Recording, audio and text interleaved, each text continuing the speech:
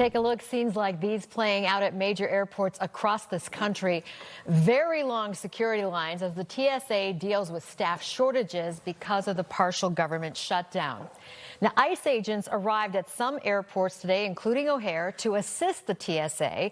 But what are they really allowed to do? And what about their training? NBC5's JC Navarrete live at O'Hare tonight with what he's found out. And JC, just curious, are they masked, the ICE agents? Yeah, that's a great question, Allison. Hey there, Stefan. No, they're not. So President Donald Trump has asked those ICE agents who are working at airports across the country to not wear their masks. He would prefer that they do mask up if they're out on the streets enforcing immigration law. But as you mentioned, we did see those ICE agents here at O'Hare earlier today. We saw them mostly manning the doors, so their impact at this point remains to be seen. Scenes just like this one playing out across airports all over the country. Hours-long delays for TSA. It's ridiculous. DHS reports TSA callouts continue to climb nearly 12% over the weekend as a partial government shutdown continues. One of President Donald Trump's temporary fixes already at O'Hare.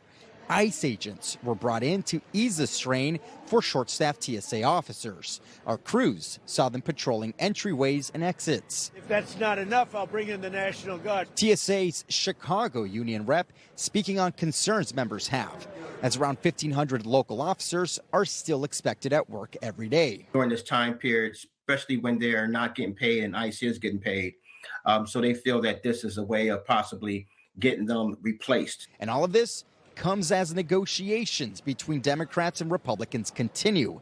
TSA officers have worked more than a month now without full pay.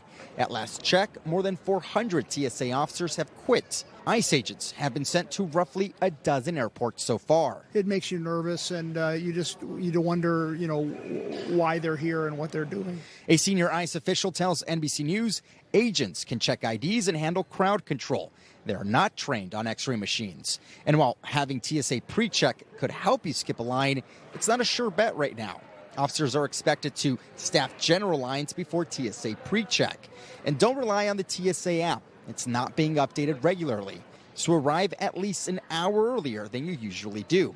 Your best bet right now, check each terminal's wait time before getting in line. Take a few minutes to look at the wait times posted at each checkpoint. It might be worth going out of your way to use a different checkpoint and then walk back to your gate.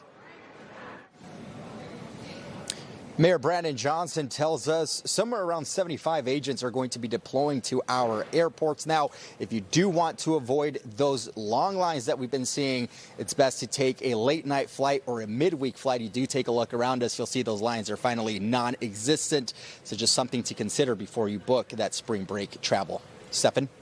Okay. JC Navarrete, we appreciate it. Thank you so much.